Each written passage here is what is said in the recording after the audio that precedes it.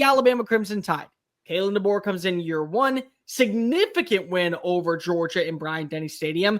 And then, of course, the back-to-back losses to both Tennessee and not back-to-back, but still, you get the idea. Losses in the state that's losses in the state of Tennessee to Vanderbilt and then Tennessee. Get back on your winning ways before losing to an Oklahoma team that had no passing attack, and then closing out your year with an underwhelming performance in the Citrus Bowl against Michigan. So, Dave, this is a very, very good Alabama roster. They bring in Ryan Grubb. Have a good transfer portal class. Top 5 recruiting class. They retain a lot of talent. They kind of are built to actually be better than what they were last season. So in your opinion, for Alabama to go to the college football playoff in 2025, what has to happen? So why can they? Why can they? I mean, I agree with Kirby Smart, what he said probably about 2 or 3 months ago. I mean, you're talking about a favorite in the SEC this year, like who will be receiving votes at SEC Media Days this year. I mean, everybody's got holes this year. Starting with Alabama at the quarterback spot. But I think outside of that, Bama's got probably the most returning of anyone else in the league. I mean, yeah, they're thin at certain spots, just like everybody else is.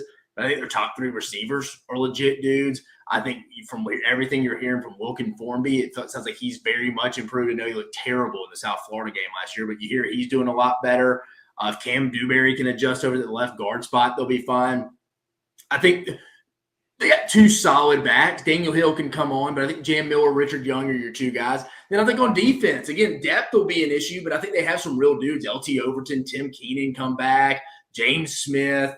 If Quay Rusall can come back healthy, play a little better. I mean, again, inside backer was a concern, but again, you got Justin Jefferson and Deontay Lawson coming back. I think your secondary is good. How deep is it? I don't know, but you have some guys, Damani Jackson, Xavier Brown, Bray Hubbard on the back end, gets Keon Sabb back from the foot injury. They have probably a lot more questions answered than on most teams outside the quarterback spot.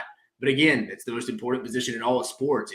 If you're not executing in an explosive level at this point in offense football, now you can't go back and play like 2020 Texas A&M. It's just too much to ask. You got to be somewhat explosive now. Again, if the quarterback spot doesn't work out, we're talking a little game. But I think surrounding why they have a lot of answers to the test already, Bear, heading into 2025. It's just they haven't answered the essay part yet, and that's the quarterback position.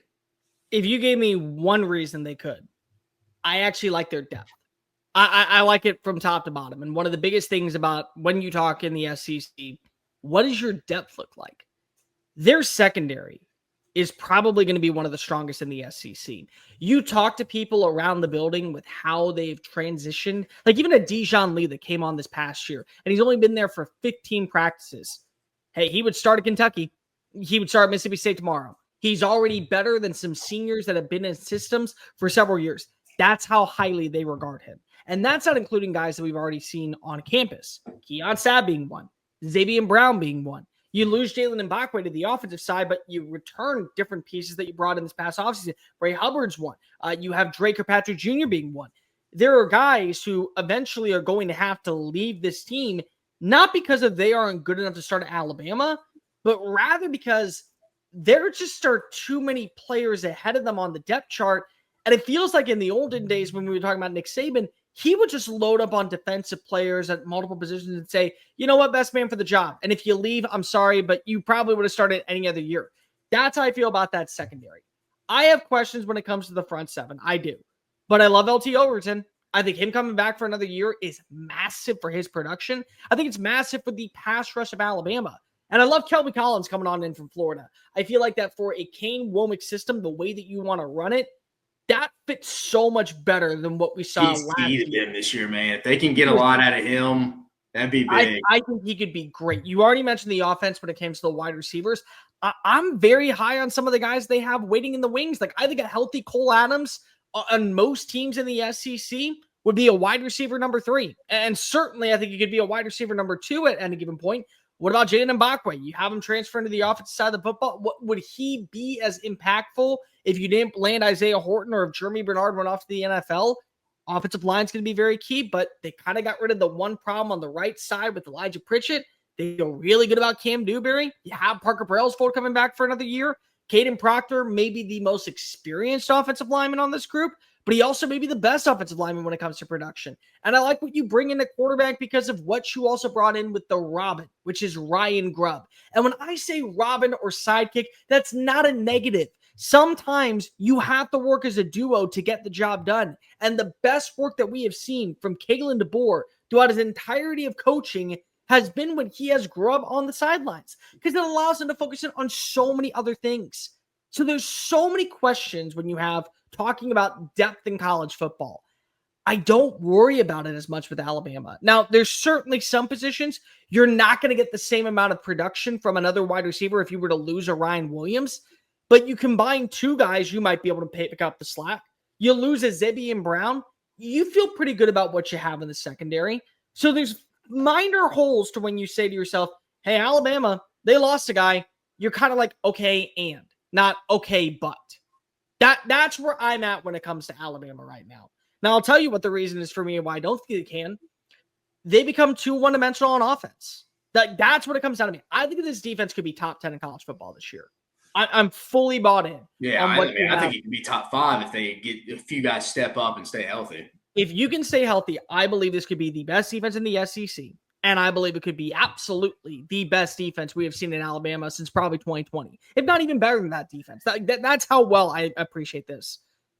But last season, how many times it felt like they just threw away the run game? So much so that one of your better running back prospects decided to transfer to Ann Arbor. He's starting for Michigan this year. Do you feel good about your secondary punch? And one of the few things that is such an underlying trait when it comes to the status of a Kalen DeBoer-led team, they know how to run the football. I mean, even Dylan Johnson, who wasn't a signature name in the Pac-12, just a solid, sturdy running back that you can lean on. He ended up rushing for over 1,100 yards en route to a national championship appearance. You have to be able to run the football. So if you become too one-dimensional on offense and you put too much pressure on a young quarterback, especially early on in the season, like, hey, we're down by 10 going into the third quarter against Florida State, or, hey, we need a score on this drive right here to make it a matchup in Athens, I think that becomes a problem. And I think it's something that is going to be very hard to recoup from, and it's going to make defensive coordinators kind of game plan better for you. Take away the passing attack, get rid of Ryan Williams, take Isaiah Horton out, only have one receiving threat that maybe isn't the number one option, and no, they can't run the football, and they're living in 2nd and 8, and they're living in 3rd and 6. It becomes concerning. And that's something that I just need to see with my own two eyes. Because they ranked like 85th in rushing last year. That's a problem at times when you aren't able to consistently put up 100 yards. I mean, Jalen Milroe was the run game. That's the thing, is that you had a quarterback and you were too codependent on your quarterback to where you don't have that guy anymore in your backfield. I mean, I think the easy answer here, the 2 + 2 = 4, is the quarterback spot. Is why not? Like, if that just doesn't pan out, then yeah, the rest of it in today's college football doesn't really matter from a championship standpoint. Because then you're probably going to a youth and Keelan Russell, who can get the job done. He's going to take his bumps and bruises as a young buck in this league. It's going to be inevitable. So that would be the obvious one. And then I think the one, just without taking the low-hanging fruit, would be the production on the edge. Outside of LT Overton, like I mentioned when you said Kelby Collins, if they could get something, if they could have a big year from him, like a winnable plus type of year that you see from a transfer every year who goes to another school and just needs a new start, that would be massive.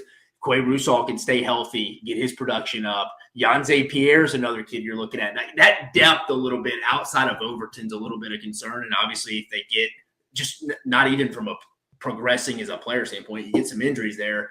You could be in trouble just like everybody has depth issues now. So I think obviously the quarterback spot, that's going to make or break them this year, I think. Staying healthy, and then that depth on the edge would concern me a little bit. Someone's got to step up there for them to ultimately win the SEC this year. So I'm going to go depth on the edge. Rousseau's got to have a good year. Overton's got to have a good year. Collins has got to have a good year. I'll even throw in and say Justin Jefferson's got to perform a little bit better. I think Nikai Hill-Green coming on in from Colorado's got to be at least a little bit of a difference. I mean, back in December as the season was ending, they were going to be bad on the interior. And you kept two. I mean, you hate to say this, but the injury to Deontay Lawson was kind of a blessing. You got you back. Like him back, Justin Jefferson may have left. And then, like you mentioned, you get the Hill-Green kid from Colorado who's a productive player. You got a little depth there that you didn't think you could. You could have been really thin. That to me is a big reason why I really do like Alabama's front seven, because it's unproven in certain spots, but there is depth. I think the depth at linebacker could be a major difference, especially with Deontay Lawson coming off the injury, and then you get back Justin Jefferson. Like, Lawson has a potential to be a top 15 linebacker in college football, certainly a top 5 linebacker in the SEC. But I do wonder about him coming off of injury. Plus, you have Justin Jefferson. What's his role going to be with this unit? So I think getting a guy like Hill Green as your backup, it's a really smart move that could allow you to feel pretty comfortable if you had to play either role right now.